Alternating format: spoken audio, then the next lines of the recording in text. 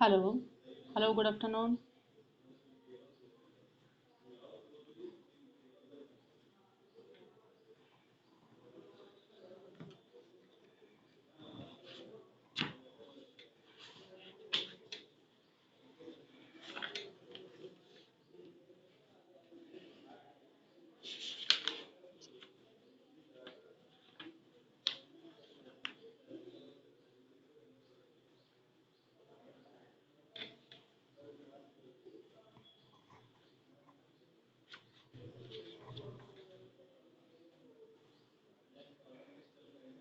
पिछले क्लास में हमने देखा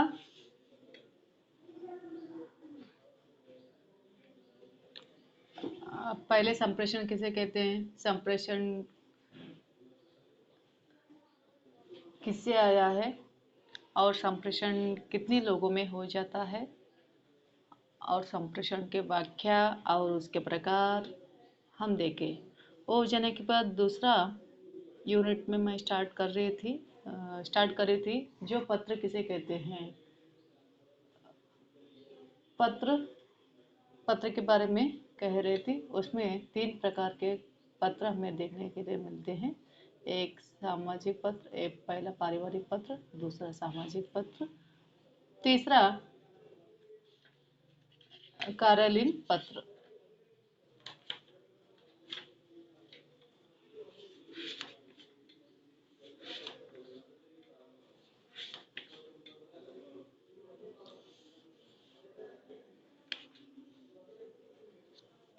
पारिवारिक या निजी पत्र और पहला है पत्रों का वर्गीकरण। देखिए वहाँ पत्रों का वर्गीकरण तीन रूप में किया गया है। उसमें पहला आ जाता है पारिवारिक पत्र, दूसरा सामाजिक पत्र, तीसरा व्यावसायिक एवं कार्यालयीन पत्र। पारिवारिक पत्र या निजी पत्र भी कहते हैं उसे।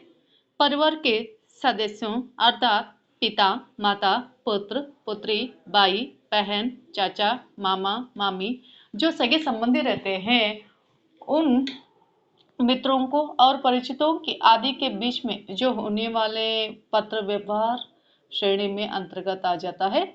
उसका पारिवारिक समस्या रहते हैं वर्णन और सुखद भी होता है और दुखद भी। विचार का आदान प्रदान, सुखद या दुखद विचार का आदान प्रदान, दुखद प्रसंगों की सूचना, शादी ब्याह जैसे वहाँ अवसरों पर निमंत्रण या जीवन के विभिन्न परिस्थितियों में हृदय में उठने वाले भावों का संवेदनाओं को आदि निश्चल अभिव्यक्ति इन पत्रों का मूल प्रेरणा होती है। जो परिवार में मनुष्य कितना भी सीमित दायरे में रहने के बाद जो बेटी तो पढ़ने के लिए जाती है और बेटा पढ़ने के लिए जाता है, दूसरा शहर में रहता है और वहाँ पत्र लिखने के लिए मजबूर हो जाता है।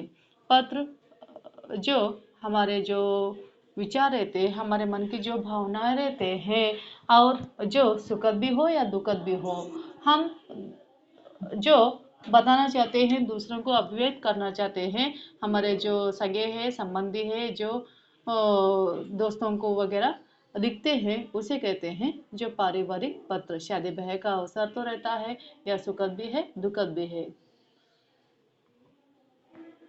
और दूसरा आप देख सकते हैं सामाजिक पत्र। व्यक्ति का संबंध में केवल अपने परिवार या परिचितों तक ही सीमित दायरे नहीं रहता है। जो व्यक्ति है अपने परिवार या सगे संबंधियों तक ही सीमित नहीं रहता है, वहाँ फिर वो धीरे धीरे से उसका बढ़ता जाता है और समाज में जो समाज के अंतर्गत आ जाता है। कभी डॉक्टर के पास जाना पड़ता है, कभी वकीलों के पास जाना पड़ता है, कभी कॉरपोरेशन में जाना पड़ता है, उसकी शरण लेनी पड़ती है। तब वहाँ व्यक्ति चाहे कितना ही स्व केंद्रित या स्वार्थी क्यों न हो, उसे अपने सीमित दायरे से बाहर निकलना ही पड़ता है। जो व्यक्ति चाहे कितना भी स्व केंद्रित या स्व स्वार्थी क्यों ना हो, यानी ना अपने सीमित एक दायरा रहता है। व्यक्ति कहता है अरे मैं किसको भी क्या है मिलने के लिए नहीं जाता हूँ और किसको भी पत्र नहीं लिखता हूँ। कितना भी ये ठान लेने के बाद उसको ऐसा परिस्थिति आ जाता है, एक बार वहाँ जाना ही पड़ता है और किनको भी एप्लीकेशन या खत या सामाजिक पत्र लिख कर देना ही पड़ता है और वहाँ विवश हो जाता है। व्यक्ति चाहे कितना ही स्व केंद्रित या स्वार्थी क्यों न हो, उसे अपने सीमित दायरे से बाहर निकलना ही पड़ता है। उसकी बौद्धिक आवश्यकताएं या परिस्थितियों का ग्राम, प्रदेश या राज्य आदि के विभिन्न व्यक्तियों, संस्थाओं, संगठन, समिति संबंध स्थापित करने के लिए विवश हो करता है, जो धीरे धीरे से वहाँ संबंध स्थापित करने के लिए वहाँ विवश हो जाता है। मनुष्य सामाजिक प्राणी है। ये जो मनुष्य है, देखिए, सामाजिक प्राणी है। वहाँ जो समाज में रहकर कितना भी हो सकता है, धीरे धीरे धीरे बढ़ता ही चला जाता है। और मनुष्य कितना ही वहाँ, मैं अपने घर में ही रहता हूँ, वहाँ कहने के बाद भी कभी वकीलों के पास जाना पड़ता है, कभी डॉक्टरों के पास जाना पड़ता है, कभी नगर पालिका के यहाँ जाना पड़ता है। वहाँ सामाजिक प्राणी होने के नाते वहाँ धीरे धीरे धीरे धीरे उसका वहाँ विस्तार बढ़ता जाता है, क्षेत्र विस्तार। और वहाँ जाकर खत लिखना पड़ता है और वहाँ खत लिखकर उनको देना पड़ता है और वहाँ खत लिखकर देने के बाद जो सामाजिक जो कॉरपोरेशन के यहाँ जाकर एप्लीकेशन देते हैं, हमारे जो गली रहता है, हमारा जो कॉलोनी है, पानी नहीं आ रहा, तभी जाकर वहाँ जो खत लिख कर दे देते हैं। और वो हो जाने के बाद कभी कॉरपोरेशन में यहाँ जाकर जो बिजली का समस्या है उसके बारे में भी खत लिख कर दे सकते हैं। और नहीं तो जेस्कॉम ऑफिस को जाकर, विद्युत निगम, उधर जाकर भी खत लिख कर दे सकते हैं। और वो होने के बाद पानी का व्यवस्था, बिजली का व्यवस्था या सड़क का वैसा जो समस्याएं आ जाते हैं, उसके संबंध में जो समाज में खत लिख कर देता है उसे कहते हैं सामाजिक पत्र। मनुष्य सामाजिक प्राणी होने के नाते समाज के बिना वहां नहीं रह सकता। कभी उसे स्कूल या कॉलेज प्राचार्य के पास संपर्क में आना ही पड़ता है। वहां कभी कॉलेज के या स्कूल के वहां संबंध में आना ही पड़ता है। कभी उसे नगर पालिका अधिकारी या कर्मचारी का शरण लेनी पड़ती है। वहां कॉलेज को या दूसरा कॉलेज को जाने के बाद आप टीसी लेने के लिए, टीसी चाहिए तो तब भी एप्लीकेशन लिखकर देना पड़ता है। और आप बैंक को जा रहे तो पासबुक चाहिए या खो गया है और उसके लिए भी एप्लीकेशन देना पड़ता है। और नया अकाउंट खोल रहे या अकाउंट ट्रांसफर कर रहे उसके लिए भी एप्लीकेशन लिखकर देना पड़ता है। वहाँ बैंक में भी लिख कर देना पड़ता है, स्कूल में लिख कर देना पड़ता है, कॉलेज में लिख कर देना पड़ता है, या डॉक्टर को कहीं जो बड़े हॉस्पिटल को लेकर जाना है तो जो छोटे हॉस्पिटल वाले रहते हैं, जो डॉक्टर्स रहते हैं, वो भी खत लिख कर देते हैं, जो एक लेटर लिख कर देते हैं, वो भी उसे पत्र कहा जाता है। कभी उसे नगरपालिका के वहां अधिकारी या कर्मचारी और शरण लेनी पड़ती है। डाक, तार, टेलीफोन विभाग की कई समस्याएं घेर लेती है। आजकल आप, पहले के ज़माने में जो टेलीफोन थे उसके संबंध में भी बहुत सारे समस्याएं आ जाते थे। आजकल जब से मोबाइल फ़ोन आया है ये समस्या तो कम हो गया है। फिर जो पोस्टमैन कहाँ तक है, तो कौन सा तो एक एप्लीकेशन आया जॉब के बारे में, कौन सा तो एक दो खत, जो भी है लेटर्स आजकल जो हर एक मोबाइल में, ईमेल में ही आ रहे हैं, इसलिए जो पोस्टमैन का जो काम है वो भी काम हो गया है।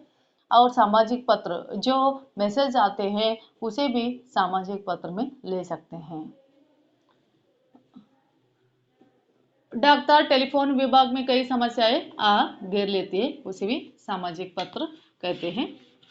और ये हो जाने के बाद आपको तीसरा आ जाता है जो व्यावसायिक एवं कार्यालयीन पत्र। व्यावसायिक एवं कार्यालयीन पत्र इस पुस्तक का प्रमुख विचारणीय विषय है। जो व्यावसायिक एवं कार्यालयीन पत्र है वो इस पुस्तक का बहुत ही विचारणीय विषय है। व्यावसायिक पत्र का आशय ऐसे पत्रों से है, जो व्यावसायिक पत्र का आशय जो है ऐसे पत्रों से है जो व्यक्ति, संस्थान अथवा दो व्यावसायिक संस्थान, एक व्यक्ति रहता है, दूसरा एक एजुकेशन इंस्टीट्यूट रहता है, कौन सा तो एक आप शिक्षण संस्थान रहता है, अब आप है समझिए, और दूसरा तरफ शिक्षण संस्थान है आपका जो कॉलेज है, महाविद्यालय, दूसरी, कार्यालय में पत्र व्यवहार सरकारी मंत्रालय, जो सरकारी मंत्रालय रहता है उसके विभाग में, अर्ध सरकारी और डाकियों का वहाँ बिना प्रशासनिक काय व्यवहार हेतु वहाँ व्यक्तियों का संस्थान में बीच किया जाता है।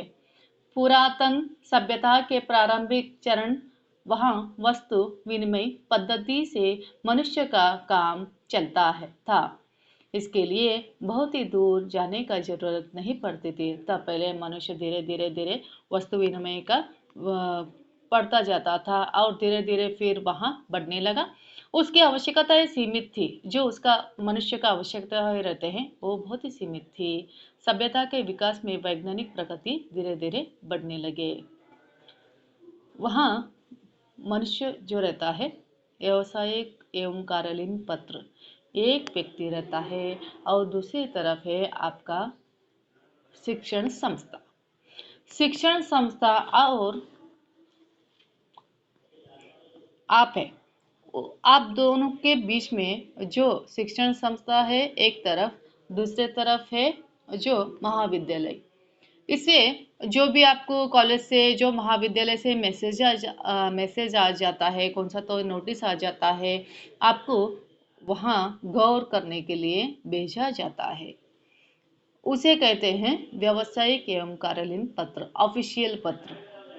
संस्थान अथवा दो व्यावसायिक संस्थानों के बीच, यानी ना एक कौन सा तो संस्थान रहता है, एक महाविद्यालय रहता है समझिए, और दूसरा है यूनिवर्सिटी। आपका जो यूनिवर्सिटी से कौन सा भी खत वगैरह आ जाते हैं जो वहाँ महाविद्यालय से संपर्क करता है, उसे कहते हैं व्यावसायिक एवं कार्यालयीन पत्र।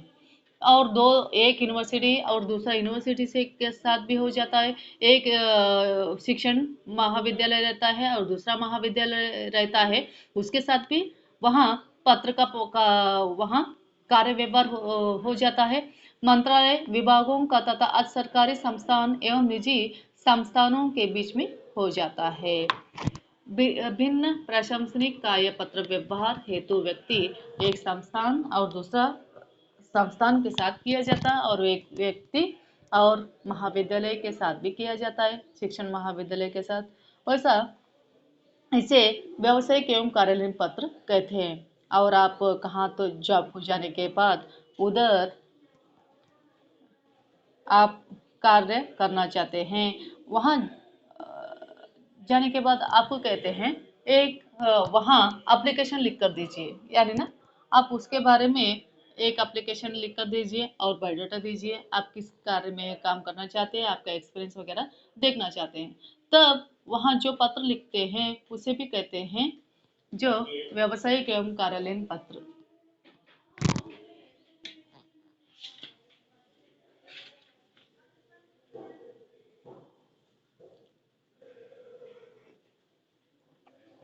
अब हम देखने जा रहे हैं व्यावसायिक पत्रों का उद्देश्य।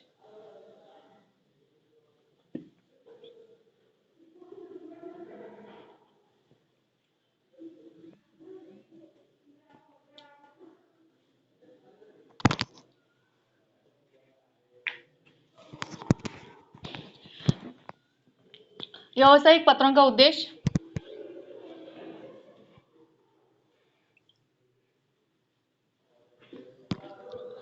व्यावसायिक पत्रों का उद्देश्य वहाँ जिसमें बैंकिंग क्षेत्र में पत्र भी शामिल है। इसमें जो व्यावसायिक पत्रों का उद्देश्य है, इसमें पत्र भी जो शामिल है। निम्नलिखित उद्देश्य लिखे जाते हैं जो व्यावसायिक पत्रों का उद्देश्य में, ये सभी उद्देश्य यहाँ पर देखने हम जा रहे हैं। ग्राहक सेवा, इसमें पहला आ जाता है जो ग्राहक सेवा। आप जो बिजनेस करते हैं तो उनको कहा जाता है ग्राहक सेवा, कस्टमर सर्विस। जो रहते हैं कस्टमर्स, उसके लिए जो सेवा रहता है, जो सर्विस देते हैं, उसे ग्राहक सेवा कहते हैं।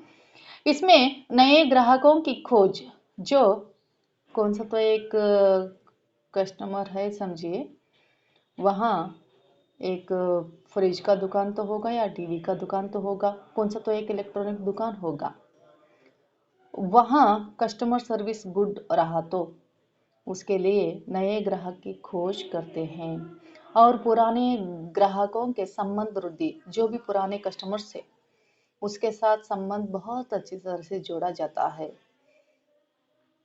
अब आप देखिए, कहाँ तो ऑफर अच्छे हैं और क्वालिटी भी अच्छा है और उसका जो प्रोडक्ट जो अच्छा है वो खरीदने के लिए आप चले जाते हैं और वहाँ अच्छा क्वालिटी भी रहता है और प्राइस भी कम रहता है और प्रोडक्ट भी अच्छा रहता है। वो सभी जो दृष्टि से जो ग्राहक रहते हैं वो अच्छी तरह से देखकर लेते हैं। अब एक दुकान में हम जाने के बाद दूसरा जो दुकान रहता है उससे भी हम जांच पड़ताल करते हैं।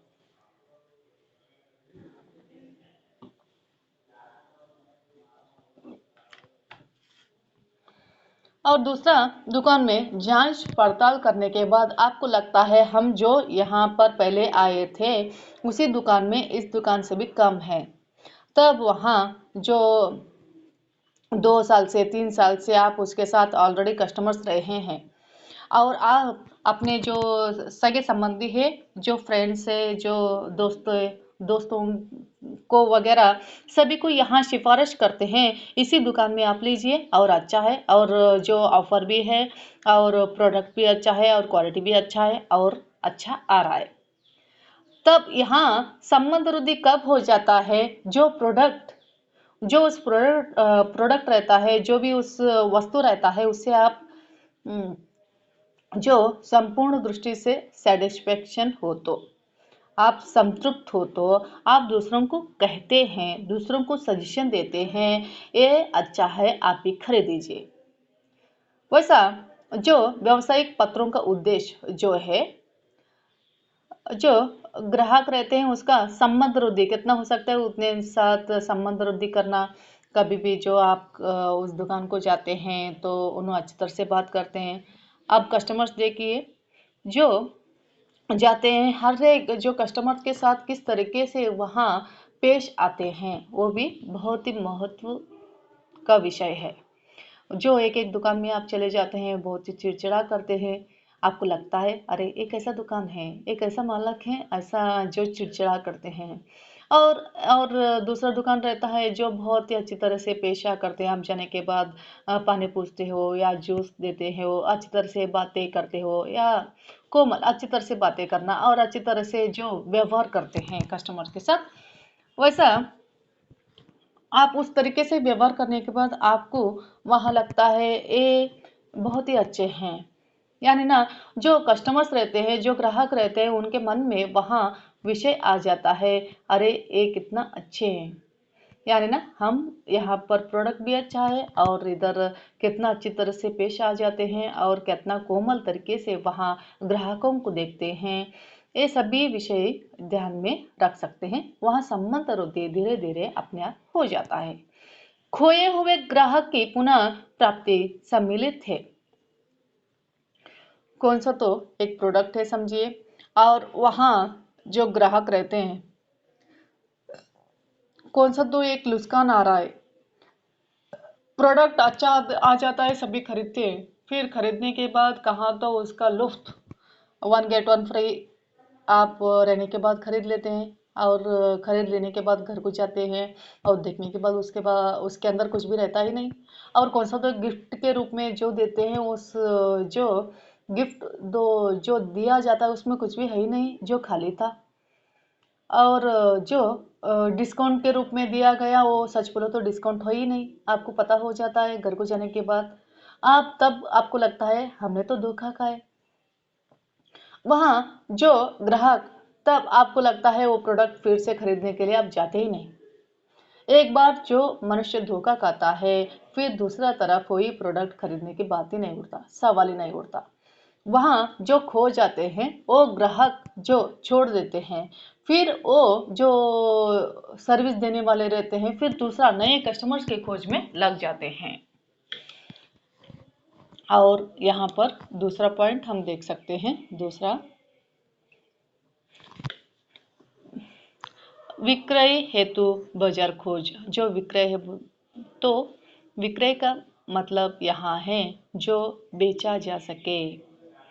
विक्रय क्षेत्र विस्तार और मात्रा वृद्धि। जो विक्रय जो बेचने वाले प्रोडक्ट है, जो मार्केटिंग प्रोडक्ट आ जाता है, उसे कहे जाते हैं विक्रय या क्षेत्र विस्तार और मात्रा वृद्धि। जो मार्केटिंग करते हैं वहाँ विक्रय हेतु बाजार खोज। जो मार्केटिंग का जो क्षेत्र विस्तार है वहाँ धीरे धीरे बढ़ाना चाहते हैं और भी धीरे धीरे उसका विस्तार करना चाहते हैं। अब नया कौन सा तो एक प्रोडक्ट आ रहे हैं जो आजकल आपको अब लॉकडाउन में समझिए जो बिग बाजार का जो हाउस डिलीवरी है, जो मार्केटिंग चल रहा है, और हो जाने के बाद दूसरा विषय आ जाता है अब स्विगी या जोमेटो फूड डिलीवरी। जो फूड डिलीवरी करते हैं घर को, होम डिलीवरी, उसका क्षेत्र विस्तार और भी बढ़ाना चाहते हैं। वहाँ विक्रय हेतु और भी क्षेत्र विस्तार और भी वृद्धि करना और भी बहुत सारे जो रहते हैं डिलीवरी करने वाले डिलीवरी बॉयज़ को रखना और जो भी प्रोडक्ट रहता है और देना और वो उसका ऑफर निकालना और तब जो ऑफर रखते हैं उसके और जो ग्राहक रहते हैं और भी आकर्षित हो जाते हैं। नवोत्पादन वस्तुओं की नवीन सेवाओं का विज्ञापन, प्रचार और प्रसार। तीसरा पॉइंट यहाँ पर हम देख सकते हैं नवोत्पादित वस्तुओं, जो नया वस्तु आ जाता है मार्केट में। आप देख सकते हैं कि कौन सा तो एक नया प्रोडक्ट आ गया और वहाँ लड़कियों के लिए समझिए कौन सा तो एक शैम्पू आ गया या कौन सा तो एक साबुन आ गया, तो उसकी ओर सभी बढ़ने लगते हैं, आकर्षित हो जाते हैं। जो पुराना है देखिए वो तो पुराना रह गया, वो तो ऑलरेडी यूज करे हैं। देखें जो टेस्ट, जो नया आ गए तो सभी उनके और वहाँ केंद्रित हो जाते हैं। अब नया देखिए कौन सा तो एक मार्केट में नया आ गया, तब उसके और ये सभी आकर्षित हो जाते हैं। आकर्षित होकर वो अच्छा रहने दीजिए या न अच्छा रहने दीजिए वो दूसरा बात। ये जो लोग रहते हैं खरीदने वाले, उनको अपने ओर आकर्षित करती है। पहला देखिए जब भी जो पिज़्ज़ा आ गया था, जब मार्केट में पहली बार पिज़्ज़ा आ गया तो सभी लोग पिज़्ज़ा जो खाने के लिए तरसते थे। पिज़्ज़ा, अरे वो कैसा होगा, एक बार मंगाओ तो मंगाओ सही, वो खाते हैं या खा सकते हैं या नहीं वो दूसरा बात। लेकिन जो नया है, नवोत्पादित वस्तुओं का नवीन सेवा का विज्ञापन और भी नया आ जाने के बाद जो लोग रहते हैं उनके और आकर्षित हो जाते हैं और वो वहाँ लेने की कोशिश करते हैं और वहाँ देखने की कोशिश करते हैं कि वो कैसा होगा। वैसा नवीन सेवाओं की विज्ञापन, जो नवीन सेवा रहता है, कौन सा तो एक प्रोडक्ट रहता है, तो अपने आप वैसा ही नहीं आ जाता है।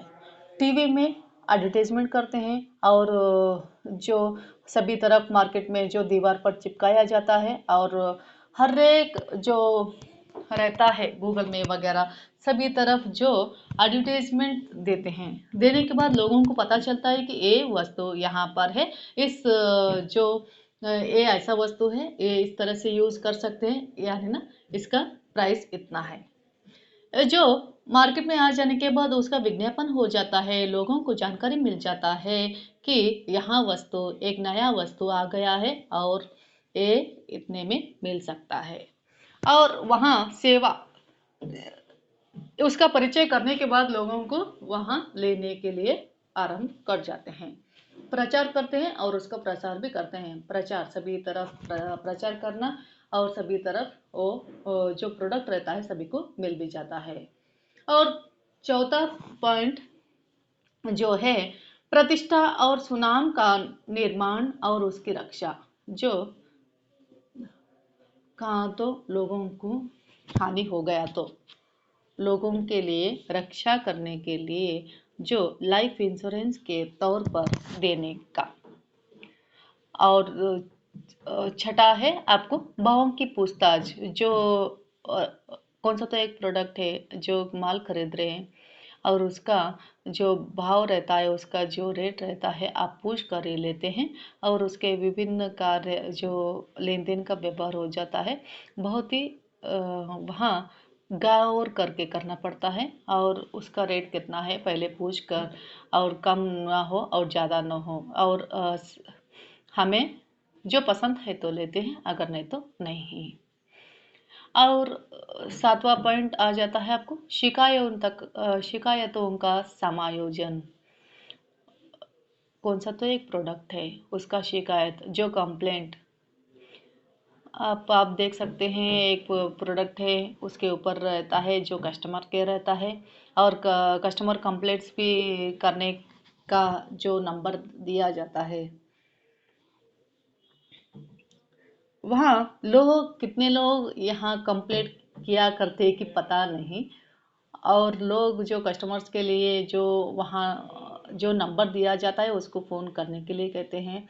और जो कस्टमर शिकायतों का समायोजन, जो कंप्लेंट रहता है उसका समायोजन यानी ना समाधान करने के लिए, जो भी कंप्लेंट्स है वहाँ समाधान करने के लिए लोगों को कितना हो सकता है उतना वहाँ वो नंबर दिया जाता है, और लोगों का कितना भी शिकायत है उसका समायोजन मीन्स समाधान करते हैं। और आठवां, ऋणी की वसूली, जो भी लेन देन व्यवहार है उनका जो वहाँ कहाँ तो कर्ज वगैरह है तो वहाँ पैसे जो एक कौन सा तो एक छोटा दुकान रहता है या किराना बाजार में समझिए, या कौन सा तो एक बड़ा होलसेल दुकान है, उसमें जो भी प्रोडक्ट खरीदते हैं और जो पैसे बाद में देते हैं तो उधार के रूप में खरीदते होंगे, और ऋणी जो भी पैसे देने वाले रहते हैं उसका वसूल भी कर लेते हैं। और यहाँ पर वहाँ नाइन्थ देख सकते हैं, नाइन्थ नंबर का आ जाता है जो नौवा, विभिन्न सरकारी अथवा गैर सरकारी कार्यालयों का एजेंसियों के संबंध निर्वाह।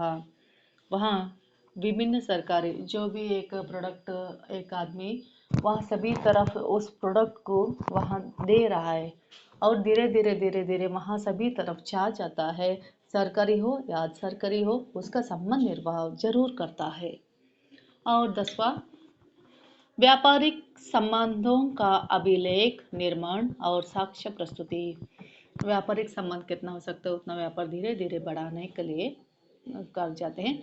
एजेंटों तथा प्रतिनिधियों का नियुक्ति, एजेंट जो रहते हैं प्रतिनिधि रहते हैं, जो एजेंट एलआईसी एजेंट समझिए, या कौन सा तो एक प्रोडक्ट है तो उसका जो एजेंट रहते हैं उनको रखा जाता है, 10 लोग या 15 लोग या 20 लोग, उस प्रोडक्ट के ऊपर निर्भर करता है वहाँ एजेंट कितने लोग हैं।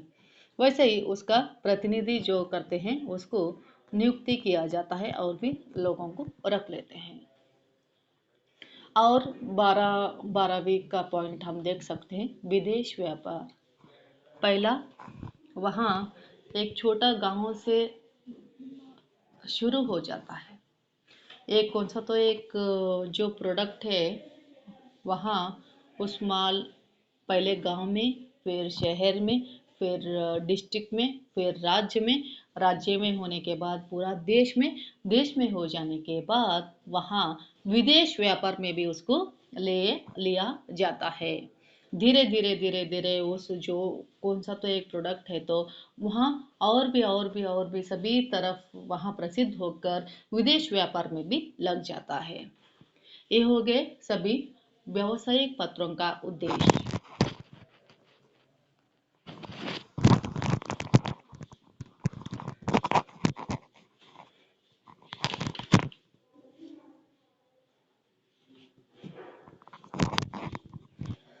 बैंकिंग पत्र व्यवहार में इन विभिन्न स्थाइयों का 4 स्तरों का बैंकिंग किया जा सकता है। जो बैंकिंग पत्र व्यवहार जो बैंक में भी पत्र व्यवहार किया जा सकता है वहाँ बैंकिंग पत्र व्यवहार कहा जाता है।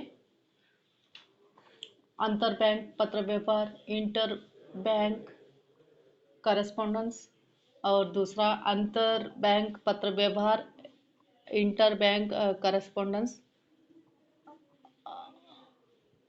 और तीसरा बैंकों से भिन्न संस्थाओं के साथ पत्र व्यवहार, correspondence with institution other than banks, और चौथा ग्राहकों के साथ पत्र व्यवहार, करस्पॉन्डेंस विथ द कस्टमर्स। ये 4 यहाँ पर दिए गए हैं।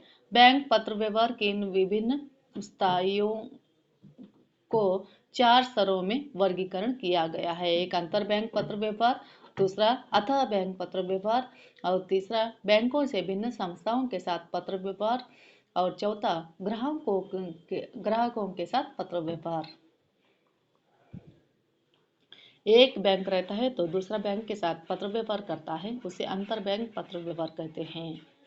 और दूसरा नंबर वो अतः बैंक पत्र व्यवहार सेम है जो अंतर बैंक करस्पॉन्डेंस। और तीसरा है बैंकों के भिन्न संस्थाओं के साथ पत्र व्यवहार। एक बैंक रहता है और भिन्न बहुत सारे जो शिक्षण संस्थाएं रहते हैं और दूसरा संस्थाएं रहते हैं और हॉस्पिटल्स वगैरह होंगे, जो बहुत सारे जो संस्थाओं के साथ पत्र व्यवहार रहता है उसको भी बैंकों के विभिन्न संस्थाओं के साथ पत्र व्यवहार, correspondence with institution other than banks. और चौथा ग्राहकों के साथ पत्र व्यवहार, जो करस्पॉन्डेंस विद कस्टमर्स। ये तो जो ग्राहक रहता है उसके साथ तो वहाँ पत्र व्यवहार करता ही है। ये 4 रूप यहाँ पर दिए गए हैं।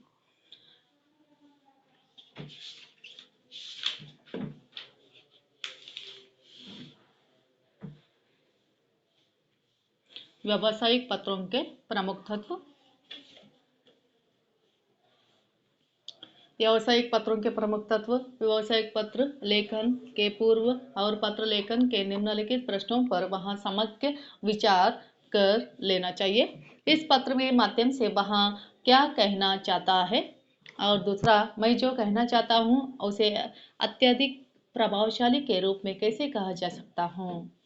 देखिए, व्यावसायिक पत्रों के प्रमुख तत्व जो रहते हैं 2 रूप में हैं। एक, पहला, इस पत्र के माध्यम से मैं क्या कहना चाहता हूं वो।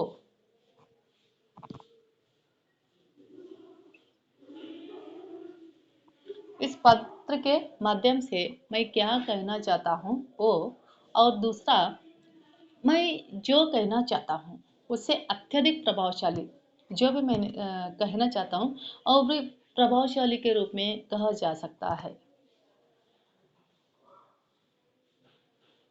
संक्षिप्त में वह पत्र लेखन के लिए विचारणीय विषय है। उद्देश्य की स्पष्टता, उसका उद्देश्य जो है वह स्पष्ट रूप रहना चाहिए। और दूसरा, उद्देश्य पूर्ति के उपाय, उद्देश्य का पूर्ति के उपाय करना। और पत्र व्यवहार करने के लिए 4 यहाँ पर बातें दिए गए हैं। व्यावसायिक पत्र लेखन के संदर्भ में ये 4 बातें बहुत ही प्रमुख रूप में ध्यान में रखना चाहिए। व्यावसायिक जो पत्र व्यवहार करते हैं तब ये 4 बातें जरूर ध्यान में रखना चाहिए। पहला, स्पष्टता, उसे अंग्रेजी में कहते हैं कि क्लियरिटी। और दूसरा, संक्षिप्तता, कंसिस्टेंसी। और तीसरा, शुद्धता, करेक्टनेस। और चौथा, शिष्टता,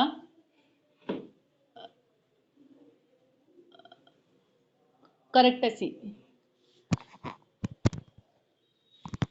इससे वहाँ स्पष्टता और विचार से हम ऊपर कर चुके हैं। जो स्पष्टता किस लिए रहना चाहिए वो तो हम ऊपर देख ही चुके हैं। शेष 3 परिचय यहाँ प्राप्त कर ले। पहला तो जो भी आप पत्र व्यवहार करते हैं वो स्पष्ट रूप में रहना चाहिए, ये तो आपको पता ही है। जो क्लियरिटी रहना चाहिए, और पत्र देखने के बाद किनको भी यहाँ जो वहाँ अनुमान नहीं आना चाहिए, क्लियरिटी रहना चाहिए। और दूसरा, संक्षिप्तता। समयानुभाव के कारण व्यवसायों और कार्यपालकों का प्रबंधक पत्र छोटे संक्षिप्त होते हैं। जो कार्यपालक रहते हैं, जो पत्र रहते हैं बहुत ही छोटे रहते हैं, लेकिन ये पत्र तार के रूप में आ जाते हैं और उसको बीच में कोई अंतर न हो। संक्षिप्तता का अभिप्राय यहाँ है मूल वहाँ मतवई के कथ्य और सीधी और स्पष्ट के रूप में वहाँ अनावश्यक विस्तार के लिए इन पत्रों में वहाँ कोई गुंजाइश नहीं है। शब्दों की वहाँ मितव्ययता का शब्दों के वहाँ संयम विवेकपूर्ण और प्रयोग से संक्षिप्तता के लानी जा सके। और यहाँ एक विषय का कहना तो संक्षिप्तता के अंतर्गत अपेक्षित काम की बात है। जो काम की बात है वो तो हम करते ही है। जो पत्र लिखता है वो काम की जो बात है उतना ही करनी चाहिए और वो छोड़कर कुछ भी बातें यहाँ पर नहीं दोहरानी चाहिए या नहीं लिखना चाहिए। दूसरा, शुद्धता। व्यावसायिक पत्रों में जो शुद्धता का होना अत्यंत आवश्यक है। जो व्यावसायिक पत्र रहता है उसमें शुद्धता होना बहुत ही महत्वपूर्ण है, आवश्यक है। शुद्धता का वहाँ तात्पर्य भाव शुद्धि और तथ्य शुद्धि। शुद्धता का मतलब यहाँ है जो भाव शुद्धि भी रहना चाहिए और तथ्य शुद्धि भी रहना चाहिए। भाषा अपना वाचिक प्रभाव सौंदर्य उत्पन्न कर सकती है। जो भाषा रहता है, जो वाचिक प्रभाव, कौन सा तो एक वाक्य है तो उसे बहुत अच्छी तरह से कहना चाहिए और उसका वाक्य थोड़ा बदल गया तो दूसरा अर्थ देने की संभावना रहता है। इसलिए हम वाक्य को बहुत अच्छी तरह से प्रयोग करना चाहिए, सोच समझकर प्रयोग करना चाहिए। जब वहाँ व्याकरणात्मक ही व्याकरण के अनुशासन से आबद्ध हो, व्याकरणात्मक दृष्टि से आबद्ध रहना चाहिए, ठीक रहना चाहिए। लेकिन यदि व्याकरण के नियमों को जकड़ कर भाषा अपना सहज और स्वाभाविक सौंदर्य से खो बैठता है, व्याकरणात्मक हम व्याकरणिक रूप छोड़े तो उस भाषा वहाँ उसका जो मूल रूप रहता है वह छोड़ देता है। व्याकरण का भूमिका केवल सेवक ही रहनी चाहिए और स्वामी की नहीं। भाषा शुद्धि भी हो या सुंदर भी हो, भाषा शुद्धि भी रहना चाहिए और सुंदर भी रहना चाहिए। दूसरी बात यहाँ है तथ्य शुद्धि की। यदि व्यावसायिक पत्र को विश्वसनीय बनाना है तो उससे तथ्यों की शुद्धता होनी चाहिए। जो व्यावसायिक जो पत्र रहता है उसकी वहाँ जो तथ्य रहते हैं उसको शुद्ध करना चाहिए, तो उसमें दूसरे शब्दों के साथ भ्रमक होकर तथ्य और सत्य आधारित होना चाहिए। उसमें जो सूचना आंकड़े दिए हैं शुद्ध होना चाहिए। जो भी आप सूचना, एक एक वाक्य, एक एक शब्द जो प्रयोग करते हैं वो सही रूप में रहना चाहिए। अन्यथा पत्र लेखन अपनी साख खो बैठेगी। जो सही ढंग से आप उसका वाक्य और उसका जो शब्द रहते हैं हर एक बहुत अच्छी तरह से जो महत्वपूर्ण और बहुत व्याकरणात्मक दृष्टि से है तो वहाँ पत्र पूरा हो जाता है, नहीं तो वहाँ पत्र अपना मूल रूप ही खो बैठेगा। तीसरा, शिष्टता। शिष्टता से अभिप्रेत है विनम्रता। जो शिष्टता का मतलब अभिप्राय यहाँ है विनम्रता। और सरकार जो मानव जाति को वहाँ मूल्यवान पूंजी है, जो सरकार संस्कार का जो मानव जाति की मूल्यवान पूंजी है। और व्यावसायिक पत्रों में शिष्टता ही वहाँ गुण है। जो व्यावसायिक पत्रों में शिष्टता ही वहाँ गुण है। मधुर व्यावसायिक संबंधों में निर्माण और निर्वाह संपूर्ण भूमिका निभाता है। मधुर व्यावसायिक संबंध में निर्माण भी करना और निर्वाह भी करना महत्वपूर्ण भूमिका निभाता है। शिष्टता का मूल में है दूसरे के व्यक्तित्व को स्वीकार करना। जो शिष्टता का मूल में है, एक कोई तो एक व्यक्ति रहता है उसका जो मूल रूप रहता है उसे स्वीकार करना।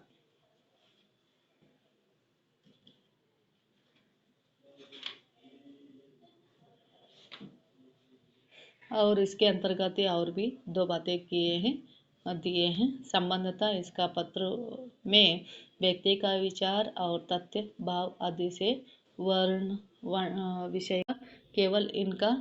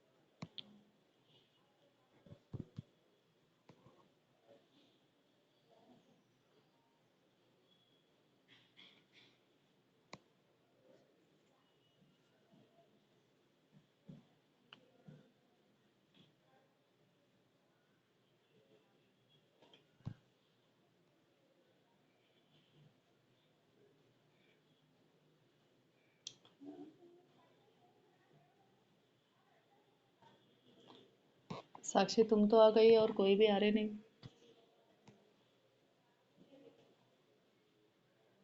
आते हैं क्या नहीं।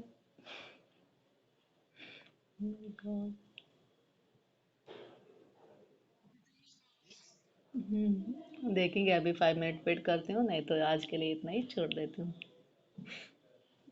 रहने का ही 10 मिनट है। हाँ फिर क्या करूँ, कोई भी नहीं आ रहे। रहने का ही 10 मिनट है जो इम्पोर्टेंट था, इसलिए। कोई भी आ रहे नहीं ना, छोड़ो।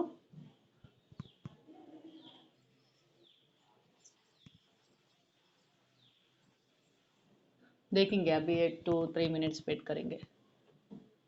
नहीं, आप 5 मिनट है ना आप रहने के लिए।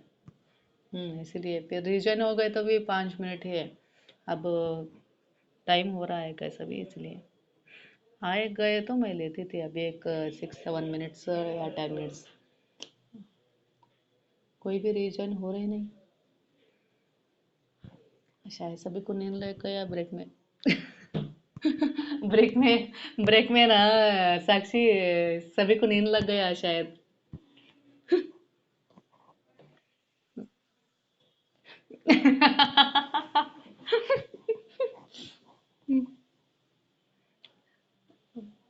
ओके, छोड़ दो या अभी वेट करेंगे। या अभी वेट करेंगे बोलो तो वेट कर। ओके। हाँ ओके। हाँ वही, टाइम भी हुआ है ना, अब रहने का ही 5 मिनट्स है, इसीलिए 10 15 मिनट है तो आते थे। Okay bye.